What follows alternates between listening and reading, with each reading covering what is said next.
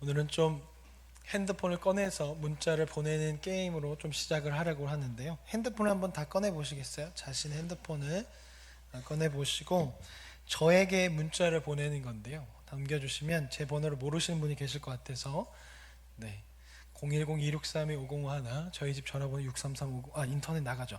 네, 저 번호 262-63-5051, 저 번호로 저에게 문자를 가장 빨리 보내시는 분 세 분에게 선물을 드릴 건데요. 자, 그냥 아무 문자를 보내는 게 아니라, 왜요? 그쵸, 아무나 보냈죠 벌써. 네, 한 분이 아무거나 보낸 게 아니라 제가 말씀드리는 것을 빨리 쳐서 보내면 됩니다.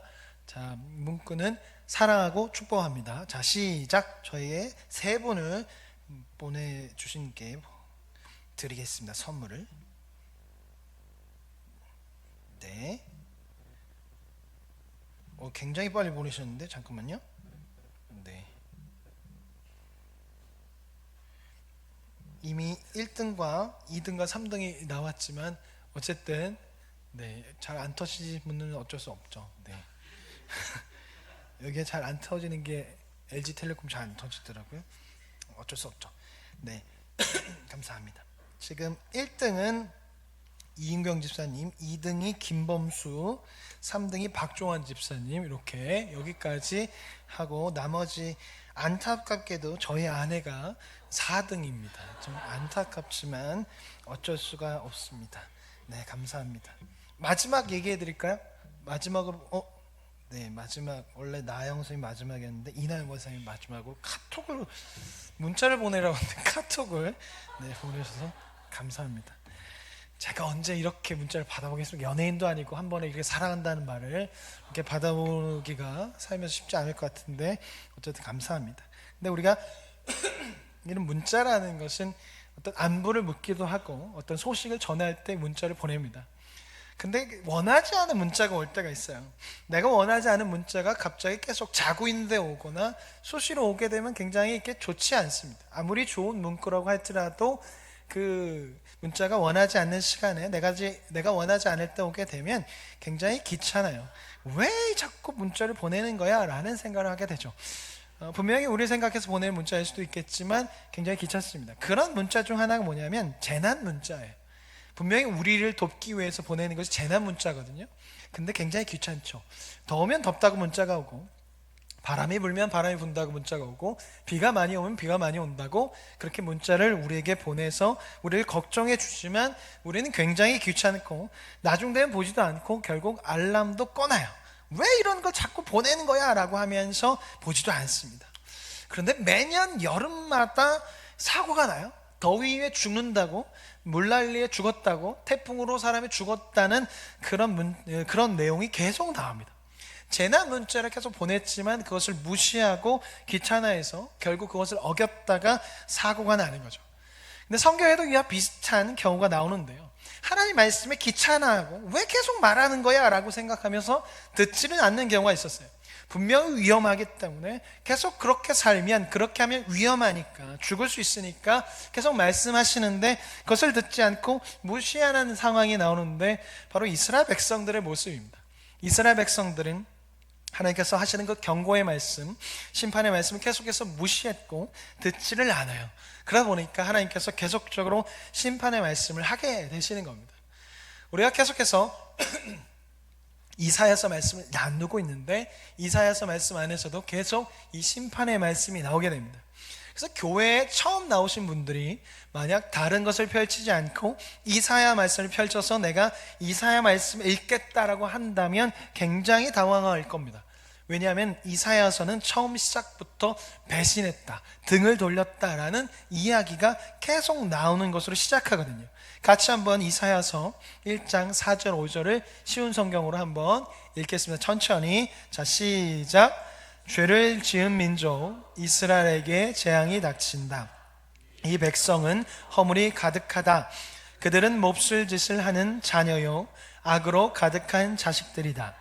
그들은 여호와를 저버리고 이스라엘의 거룩하신 분 하나님을 무시하고 등을 돌렸다. 어찌하여 너희가 맞을 짓만 하느냐?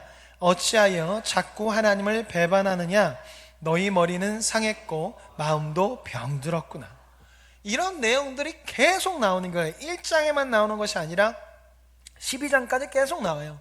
물론 중간중간에 구원에 대한 이야기가 잠깐 나오지만 주된 내용이 심판이기 때문에 읽는 입장에서는 왜 계속 심판에 대한 이야기, 큰일 난다, 망한다, 다친다, 돌이켜라, 계속 왜 이런 얘기만 나오는 거야? 라는 생각에 마음이 어려워서 이사야서를 읽다가 포기하는 경우가 생깁니다. 그래도 조금 더 봐야지 하는 사람들이 조금 더 봐서 12장을 겨우 넘기고 13장이 되었는데 13장도 역시 심판에 대한 이야기가 이어집니다. 이제 열방에 대한 심판의 이야기가 나와요. 1장부터 12장까지는 남유다, 특히 예루살렘에 집중해서 심판에 대한 이야기를 했다면 이제 열방을 향해서 심판에 대한 이야기가 13장부터 나옵니다. 바벨론에 대한 심판, 아수르에 대한 심판, 블레셋, 모압, 애굽 두로에 대한 심판에 대한 말씀이 나와요. 그래서 이사야서를 계속 읽다 보면 왜 이렇게 심판에 대한 얘기가 계속 나오는 거야? 라는 생각에 마음이 어려워지고 보기가 힘들어져서 보지를 않게 되는 일이 벌어져요. 그럼 이사야서에서는 왜 이렇게 하나님께서 이사야 통해서 심판의 말씀을 계속 하실까? 여러 가지가 있겠지만 첫 번째는 남유다가 그만큼 패역한 상태였기 때문에 그래요. 남유다 안에 하나님의 말씀이 온데간데 없고 자기 마음대로 살아가는 거죠. 정의와 공의를 실천하지 않으면서 성전에 나와 제사만 열심히 드리는 자들이 점점 넘쳐나는 거예요. 성전에서는 말씀대로 제사를 드려요. 근데 삶에서는 말씀대로 사는 것이 없어요. 오히려 말씀을 이용해서 다른 사람을 약탈하고 자기가 필요할 때만 말씀을 사용하고 그렇지 않을 때는 자기 마음대로 살아가는 거죠. 예를 들면 오늘날 이런 거예요. 원래 목사가 제가 설교 강단에서 열심히 기도 인도하고 설교 때 뜨겁게 설교하고 기도하고 하나님을 사랑하십시오, 그것처럼 이웃을 사랑하십시오 라고 얘기를 했는데 성전 밖을 나가서는 욕하고 때리고 갑질하고 이런 모습이 계속 나타난다면, 한 주도 아니고 매주 나타나면 어떻겠어요? 누군가 찾아오겠죠. 장로님이나 누군가 찾아오셔서 목사님 그렇게 사시면 안 됩니다, 그러면 안 돼요, 남북구의 먹칠이고 하나님께서 기뻐하지 않으십니다 라고 저에게 얘기하겠죠. 근데 제가 그것을 계속 어기고 매주 똑같은 삶을 살아간다면 또 다른 분이 오셔서 그렇게 사시면 안 돼요 라고 하다가 결국엔 그러면 나가세요가 되겠죠. 지금 당시에 남유다가 이런 삶을 살아가는 거예요. 완전히 패역한 삶을 살아가다 보니까 하나님께서 그 남유다 백성에게 계속해서 심판의 말씀을 하실 수밖에 없는 거죠. 그리고 두 번째는 남유다가 하나님께 제사를 열심히 드렸지만 실제적으로 가장 많이 의지한 것은 하나님이 아니라 강대국이었고 강대국이 섬기는 우상이었습니다.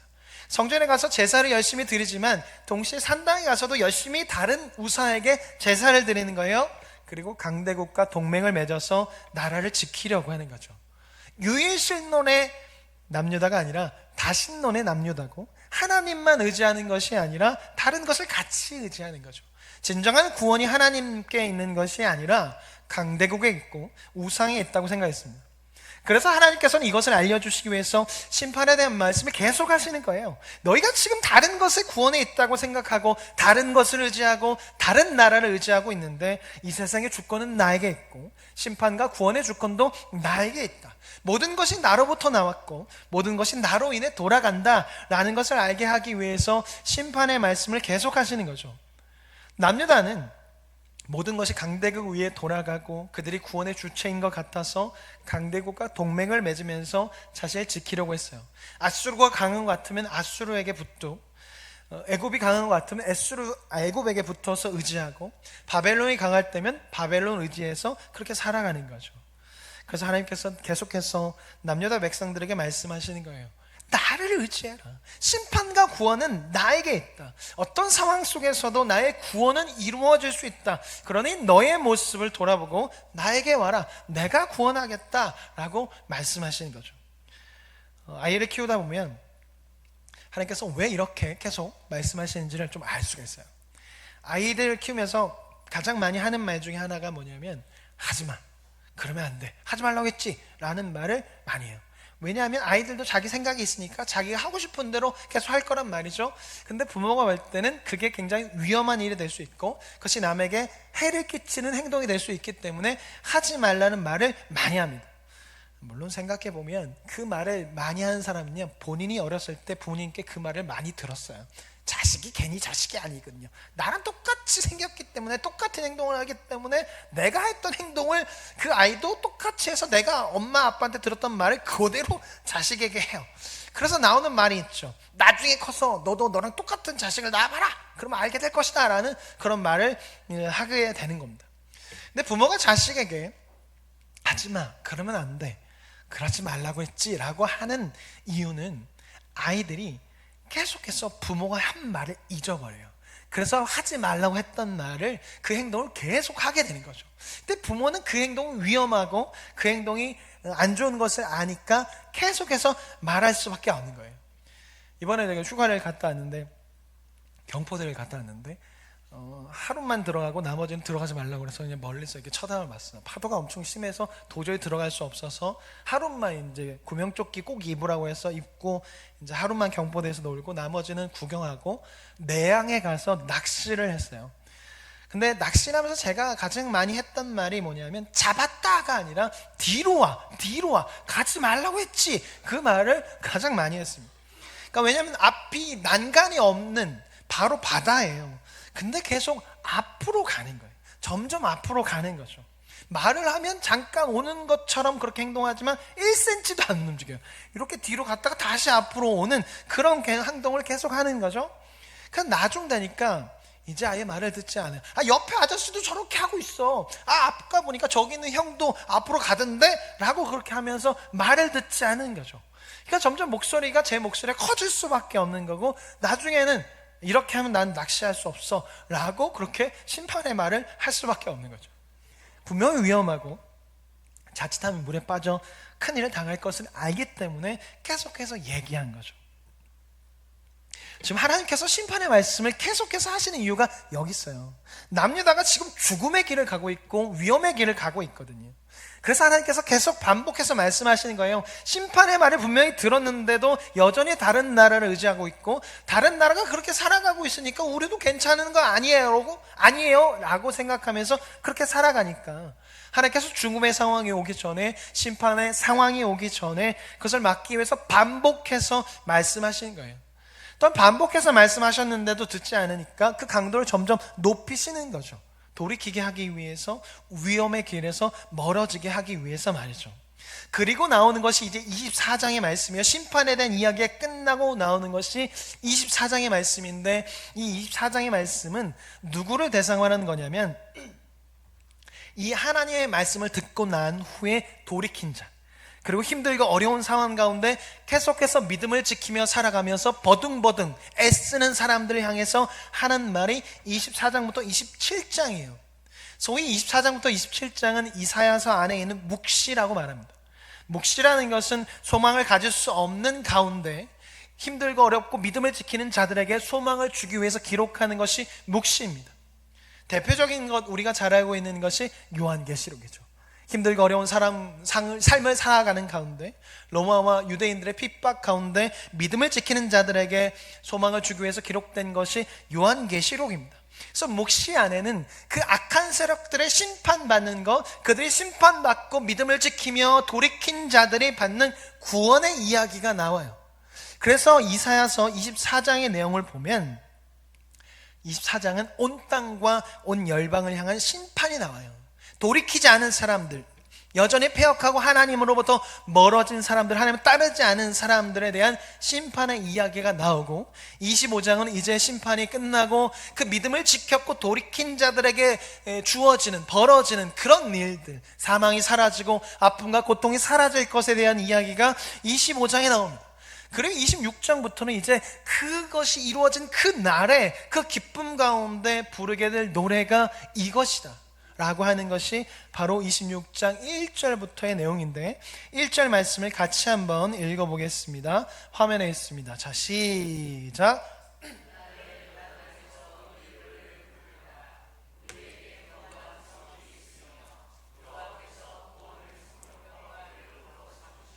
아멘. 그러니까 그날이 되면 이제 유다 땅에서, 유다 땅이라는 것은 완전한 하나님의 나라를 말합니다. 그 땅에서 노래를 부른다는 것이에요. 기쁨의 노래. 그리고 어디서 사냐면 이제 견고한 성읍에서 사는데, 그 견고한 성읍은 하나님께서 친히 보호하시는, 하나님께서 친히 성벽과 외벽이 되어주시는 그런 성읍이기에 어느 누구도 침입할 수 없고 침략할 수 없고 그 안에서 어떤 강한 세력도 빼낼 수 없는 완전한 하나님의 나라 안에서 평안을 누리며 하나님의 보호 안에서 살아가게 될 것이다 라고 그렇게 말하는 거죠. 그런 노래를 부를 거라는 거예요, 그날이 되면. 근데 이 말을 지금 누구에게 하는 거냐면 지금 믿는 이로서 현재를 살아가고 있는 이들에게 선포되는 말이에요. 지금 너무나 힘들고 어려운 삶을 살아갔지만 돌이킨 자, 믿음을 지키기 위해서 애쓰고 있는 자들에게 그날이 오면 너희는 이렇게 될 것이야 라고 선포하는 거죠. 그래서 믿음을 지키며 살아가는 자들은 지금 눈앞에 펼쳐진 현실이 아니라 하나님께서 지금 하신 말씀에 마음을 두고 그렇게 살아가야 하는 것이죠. 지금의 상황을 놓고 보면 정말 그런 날이 올까? 하나님의 약속이 정말 이루어질까? 그런 기미조차 보이지 않지만 그럼에도 나는 하나님이 역사를 주관하시고 세상을 창조하신 분이기에 그것을 믿고 나는 그날을 기다리며 살아가겠다라고 하면서 1절의 노래를 부르라는 거죠.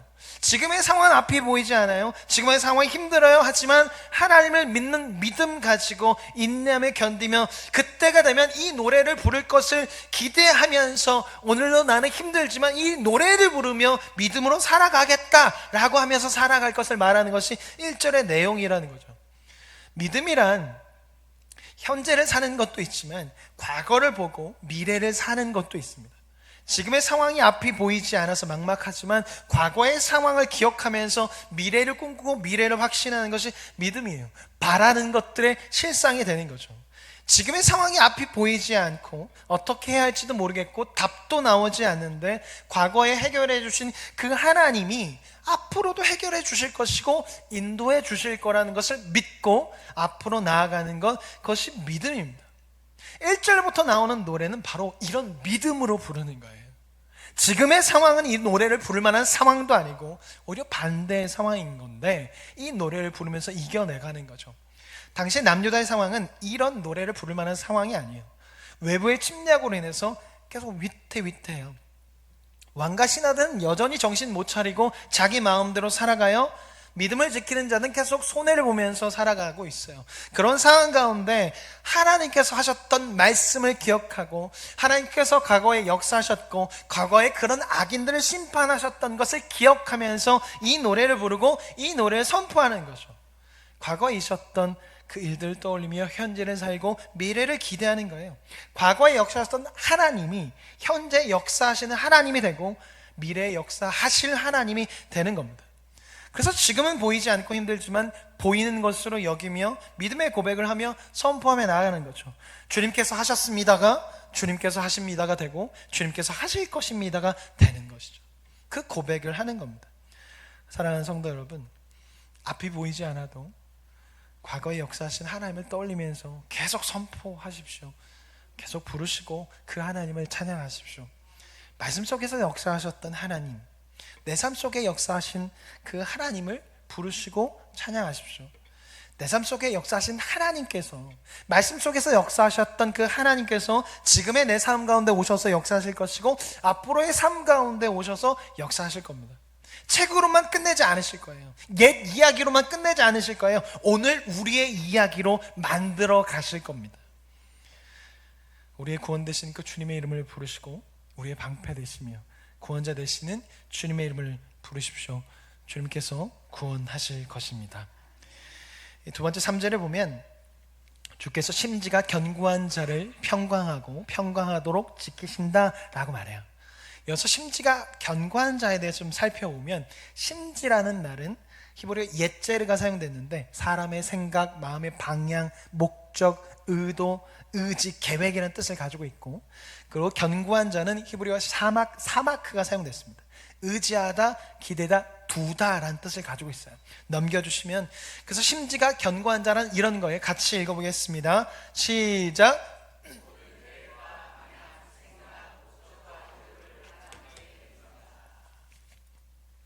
내 생각을 하나님께 두고 내 계획을 세워나가는 데 있어서 하나님을 의지하며 삶의 방향을 하나님께 두며 살아가는 것을 말해요.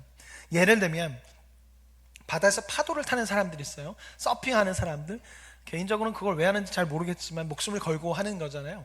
그런데 그들이 하는 것을 보면 항상 발에 줄이 걸려 있습니다. 줄이 어디에 연결되어 있냐면 서핑 보드에 연결되어 있어요. 파도가 치고 거친 물살이 덮치더라도 서핑 보드로부터 몸이 떨어지지 않게 줄을 달아 놓는 거죠. 자신의 모든 것을 서핑 보드에 맡기고 두는 거예요. 그래서 파도에 휩싸여서 보드에서 떨어지더라도 그 줄을 잡고 다시 보드로 올라가는 거죠. 파도가 약할 때에도 그 줄은 연결되어 있어요. 파도가 심할 때에도 그 줄은 연결되어 있습니다. 항상 보드에 자신의 몸을 맡기는 거죠. 심지가 견고하다는 것은 이런 거예요. 우리의 인생에도 보면 파도가 치지 않을 때가 있고 파도가 잔잔할 때가 있습니다. 그러나 파도가 치고 파도가 거세질 때가 있어요. 그래서 문제가 생기고 상황이 흔들리기도 합니다. 경제적인 문제, 자녀의 문제로 마음이 흔들리고 건강의 문제를 만날 수도 있고 내가 세워놓았던 계획이 완전히 틀어질 수도 있습니다.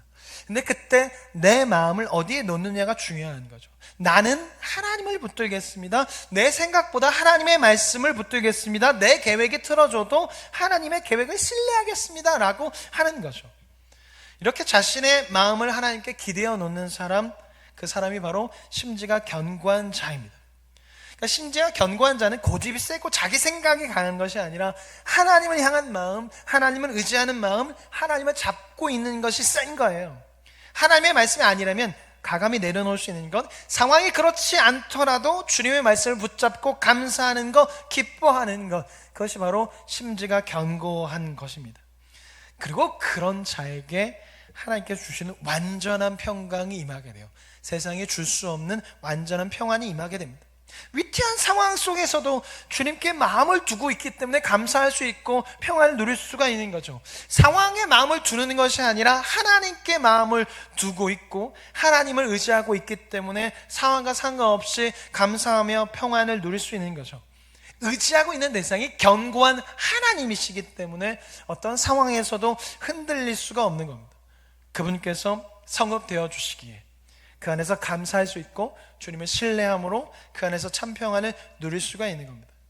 저는 이것을 잘 나타나는 것 중에 하나가 예레미야 17장 7에서 8절이라고 생각하는데 쉬운 성경입니다. 화면에 있습니다. 같이 한번 큰 목소리로 읽어보겠습니다. 시작. 그러나 여호와를 믿고 여호와만을 의지하는 사람은 복을 받을 것이다. 그는 물가에 심은 나무 같아서 든든한 뿌리가 물가로 뻗어 있으니 날이 뜨거워도 두려울 것이 없고 그 잎사귀가 늘 푸르다. 비가 오지 않아도 걱정할 것이 없으며 언제나 열매를 맺는다. 8절에 보면 하나님을 믿고 의지하는 사람에 대해서 뭐라고 말하냐면 물가에 심은 나무와 같대요. 물가에 심은 나무는 그 뿌리가 어디로 향하냐면 물가로 향해요. 다른 것에 뿌리를 두는 것이 아니라 물가에 뿌리를 두는 거죠. 비가 가끔씩 와서 물을 주기도 하지만 주 공급원은 그 물가입니다. 그래서 이 나무는요 비와 상관없이 계속해서 자랄 수 있어요. 비가 오지 않더라도 뿌리를 물가에 두었기 때문에 상황과 상관없이 잘 자랄 수 있는 거죠. 심지가 견고한 자, 하나님을 신뢰하는 자가 바로 이런 겁니다. 마음을 주님께 두었기에, 계획을 주님께 두고 목적을 주님께 두었기에 어떠한 상황 속에서도 감사할 수 있고 평안을 누릴 수가 있는 거죠. 좋은 상황에서도 그렇지만 어려운 상황 속에서도 감사할 수 있고 평안을 누릴 수 있는 이유는 주님께 뿌리를 두었기에, 모든 것이 주님을 향하고 있기에 그러는 겁니다. 참으로 재밌는 사실이 뭐냐면 성경에서 믿음의 인물이라고 부르는 사람들은요 늘 위태위태했어요. 그러니까 그들에게 있어서 평안이 그렇게 오래가지 않았습니다. 아브라함의 삶 계속 문제투성이었고 위태위태했습니다. 조카 롯을 통해서 대를 이으려고 그에게 재산을 줬어요. 어떻게 해요?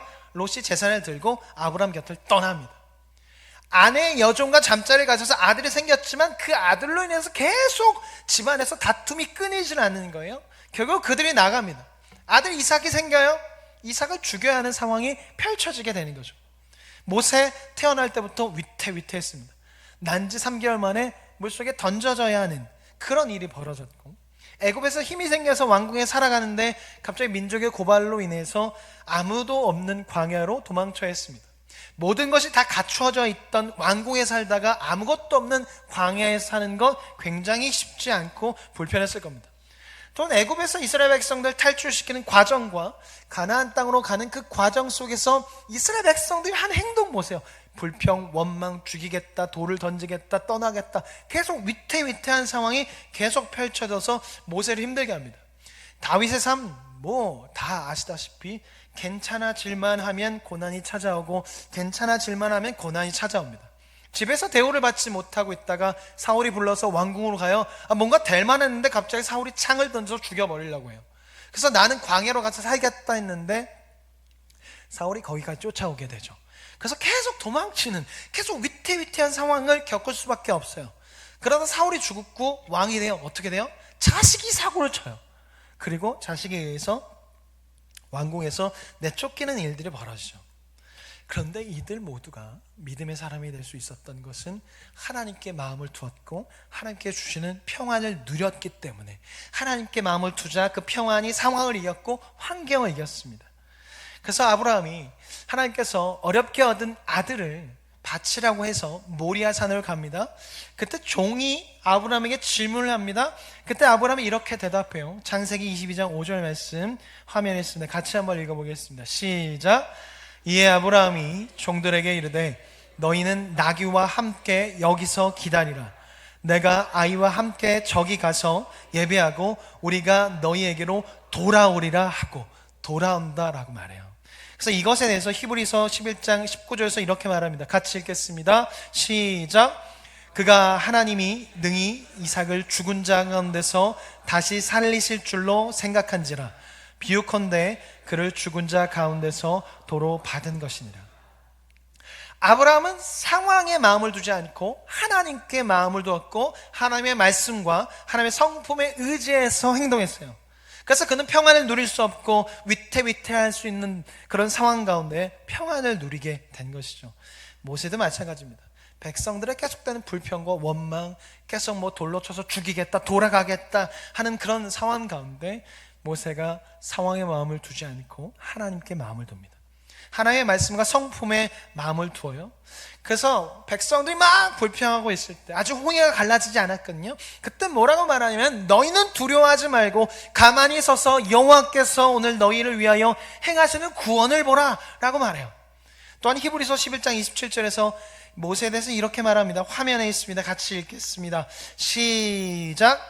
믿음으로 노함을 무서워하지 아니하고 곧 보이지 아니하는 자를 보는 것 같이 하며 참았으며 하나님을 보면서 그에게 마음을 둔 것이죠.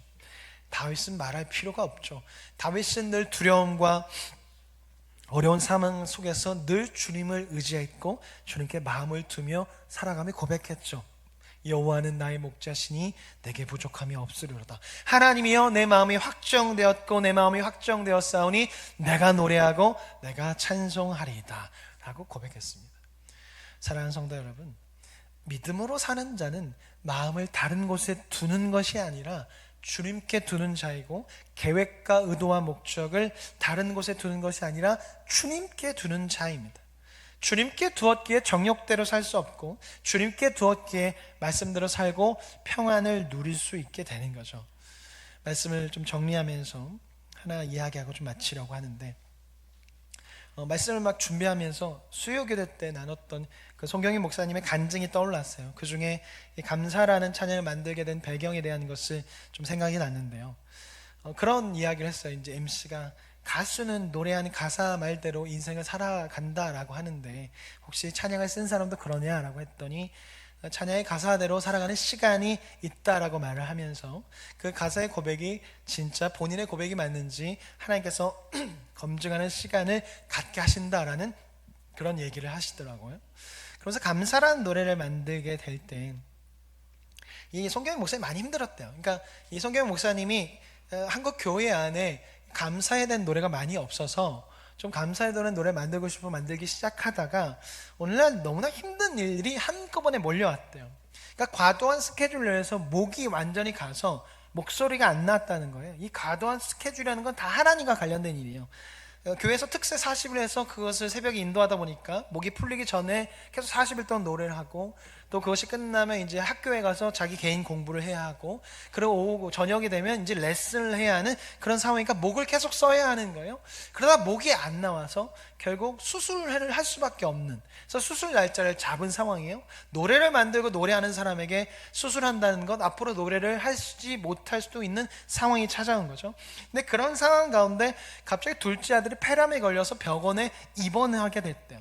그런데 거기에 끝나지 않고 어머니가 무릎의 연골이 다 사라져서 무릎을 수술해야 되는, 인공관절 수술해야 하는 상황이 펼쳐졌고, 거기에 아내가 셋째를 낳고 얼마 지나지 않아서 아파서 병원을 계속 왔다 갔다 하는데, 이 모든 것을 본인이 책임져야 하는 상황인 거예요.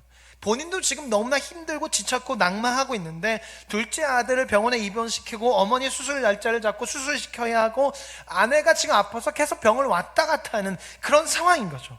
그래서 이 목사님이 너무나 지쳤고 폭발 직전의 상황이었다고 합니다. 내 삶은 왜 이렇게 힘들기만 한가? 나는 도대체 언제까지 이렇게 살아야 하는가? 라는 생각이 드는 거죠. 그런 가운데 이제 아이를 픽업하기 위해서 이제 차를 탔는데, 핸드폰에 있는 음악이 자동적으로 나오게 이렇게 연결되어 있었나 봐요. 근데 그 핸드폰에 이 음악을 만드는 사람들이 한 번에 쭉 만드는 경우도 있지만 조금씩 만드는 경우가 있대요. 그래서 여러 개의 노래를 만들어 놓고 가사를 좀 입혀놓은 앞부분만 만든 노래가 있었는데, 그 노래가 나왔는데 그 가사의 내용이 이런 거죠. 오늘 숨을 쉬는 것 감사, 나를 구원하신 것 감사, 때론 가져가심도 감사라는 내용이 흘러나왔대요. 그러면서 들었던 생각이 뭐냐면, 내가 지금 한국 교회를 위해서 감사라는 노래를 만들려고 하고 있는데 과연 내가 이 노래를 만들 자격이 있는가? 내가 지금 이렇게 감사 못하고 불평하고 있는데 무슨 내가 이런 찬양을 만든가? 무슨 감사라는 곡을 쓰는가? 라는 생각이 들었대요. 그래서 그 마음을 들고 주님 앞에 나아갔대요. 차 안에서 펑펑 울면서 감사할 수가 없겠습니다. 하나님, 내 인생은 왜 이런지 모르겠습니다. 감사를 못하겠습니다 라면서 주 앞에 나아가는데, 주님 주시는 은혜가 있어서 펑펑 울면서 차에서 기도하면서 나아갔고, 그러면서 주셨던 생각이, 그래, 오늘 내가 숨을 쉬고 있잖아, 오늘 내가 살아있잖아 라는 생각이 들었고 감사했다고 합니다. 그러면서 조금씩 이전에 불평했던 것이 감사로 바뀌게 되었고, 결국 감사라는 노래를 완성했다고 합니다. 마음을 주님께 두었더니 불평이 감사로 바뀌게 된 것이죠. 설교자로 설교를 준비하면서 나는 설교한 대로 살고 있는가? 감사하라고 그렇게 얘기하는데 나는 감사하고 있는가? 잘 모르겠더라고요. 분명히 주님께서 저를 사랑하셔서 설교한 대로 살게끔 인도하세요. 근데 저는 불평했던 것 같습니다. 왜 이렇게 힘든지 모르겠다고. 왜 이렇게 힘드냐고 그렇게 불평한 것 같아요. 하나님께서 말씀을 전한 대로 살 수 있도록, 그래서 그 전한 말씀이 삶이 될 수 있도록 그렇게 인도하셨는데, 기회를 주셨는데 저는 불평한 것 같아요. 왜 이렇게 힘든지 모르겠냐고, 왜 이렇게 힘든지 모르겠다고 그렇게 불평한 것 같습니다. 저희 설교를 준비하고 그 간증을 들으면서 다시 한번 마음을 주님께 좀 두려우고 합니다. 주님께서 나의 반석 되신 것을 다시 한번 기억하고 주님을 의지하며 날마다 주님의 이름을 부르며 선포하며 나아가려고 합니다. 설교한 대로 살기 위해서, 말씀을 읽고 느낀 대로 살기 위해서 주님의 이름을 부르려고 합니다. 사랑하는 성도 여러분, 주님께 마음을 두십시오. 불평이 올라올 때에도 주님께 마음을 두시고, 두려움이 몰려올 때에도 주님께 마음을 두십시오. 아무것도 못하겠다면, 말도 못하고 짜증이 밀려오고 너무나 힘들다면 그냥 주님의 이름만 계속 부르시고 그 앞에 머무십시오. 주님께서 주님의 마음을 주실 것이고 주님의 생각을 주실 겁니다. 그래서 다시 일어나실 수 있게 하실 것이고 주님의 자녀로 살아갈 수 있게 하실 겁니다. 나를 구원하시기 위해서 예수님을 보내신 그 주님께서 우리의 외침에 반드시 응답하실 것입니다. 그 주님께 마음을 두십시오. 세상이 줄 수 없는 평안을 주님께서 우리 모두에게 주실 것입니다.